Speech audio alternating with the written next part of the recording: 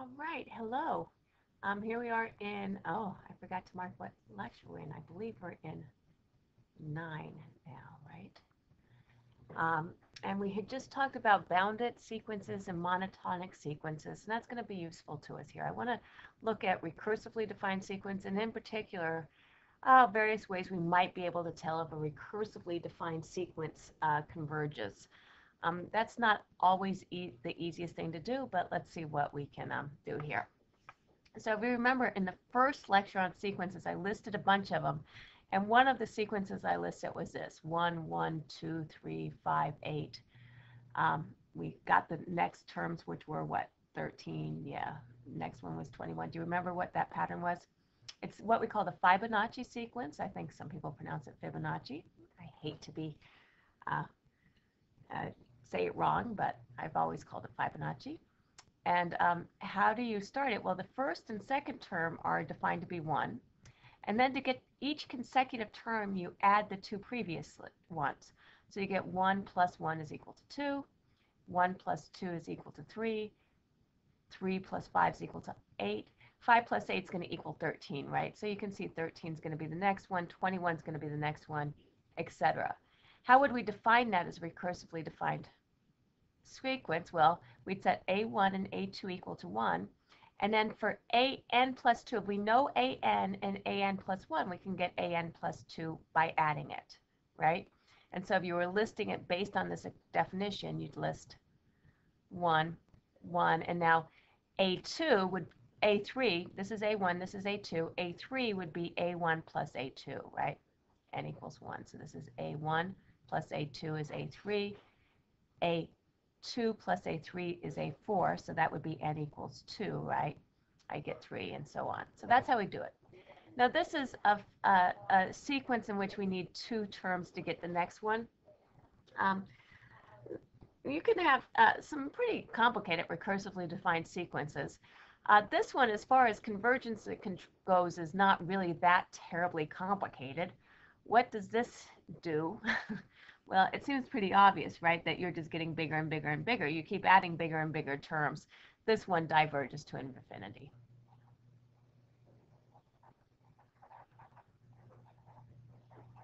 You add bigger and bigger terms, you just get bigger and bigger, and it's going to be bigger than the next terms. Okay, now this next one's an interesting one. So let's look at this next one here. Let's see if we can list out the terms first. Okay, so what are the terms? A1 is equal to 2, and an plus 1 is going to be 6 minus an. So A2, which is A1 plus 1, is going to be 6 minus A1, right? So that's 6 minus 2, that's going to be 4. A3, which is A2 plus 1, right? A3 is going to be A2 plus 1. That's going to be 6 minus A2. That's 6 minus 4, which is 2. A4, which is A3 plus 1, is going to be 6 minus A3, 6 minus 2, which is 4. Do you see what's happening yet? Yeah, you're right. It's going back and forth and back and forth. 2, 4, 2, 4, 2, 4. So on down the road. So this recursively defined sequence just bounces back and forth between 2 and 4. What does that mean as far as convergence? That means that diverges. It doesn't diverge to anything. It just simply diverges. Nothing else. It diverges.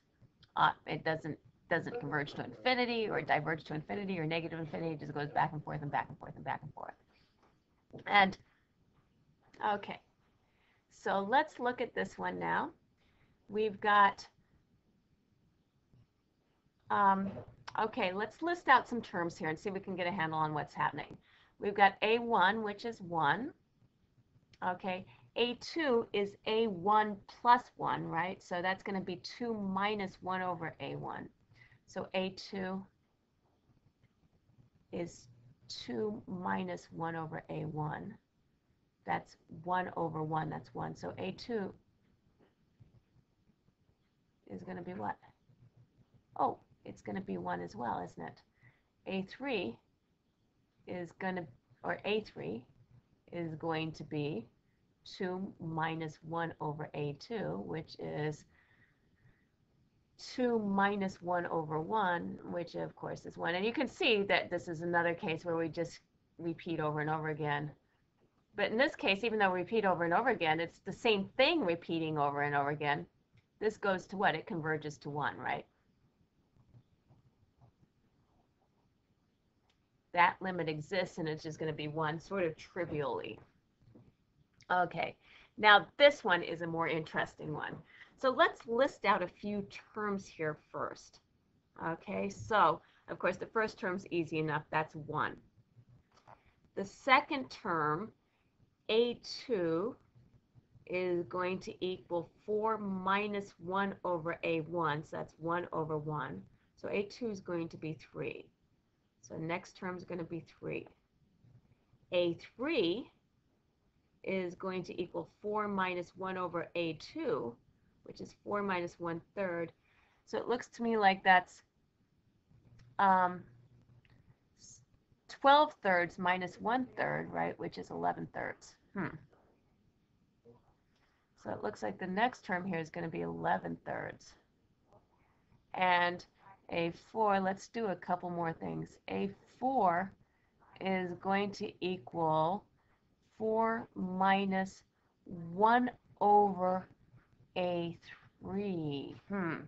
So that's 4 minus 1 over 11 thirds. That's 4 minus 3/11, which is 44 elevenths minus 3. That's 41 elevenths.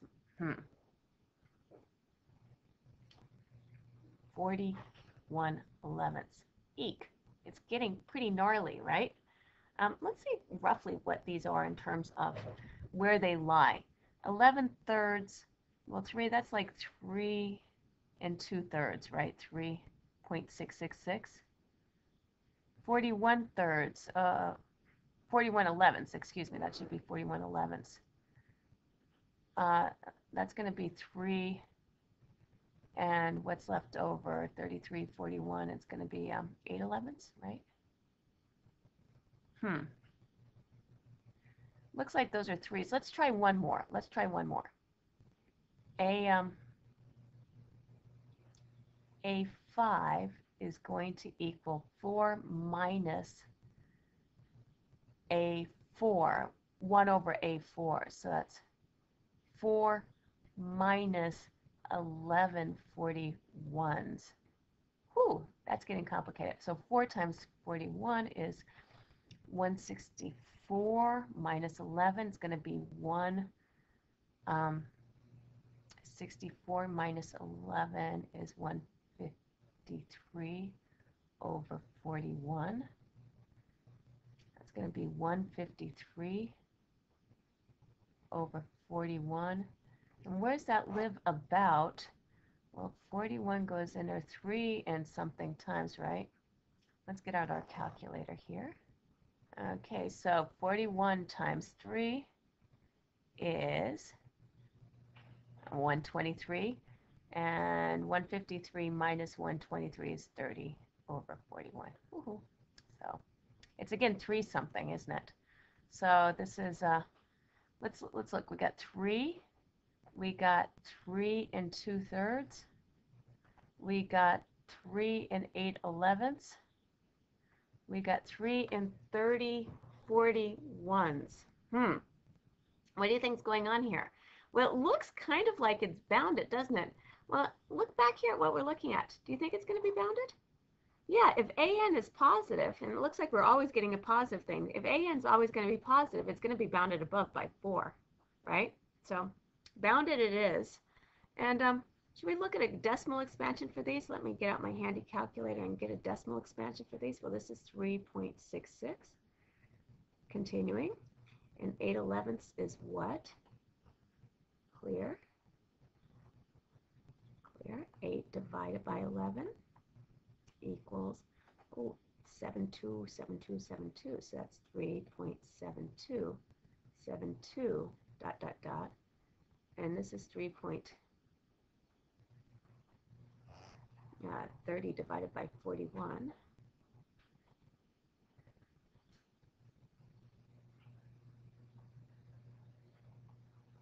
731, 731, 731. Okay. It looks like it's increasing, doesn't it? It looks like it's bounded above by 4, and it's increasing. So far, it looks like that. Can we show that for certain? And the answer is yes. So we claim it's bounded above by 4.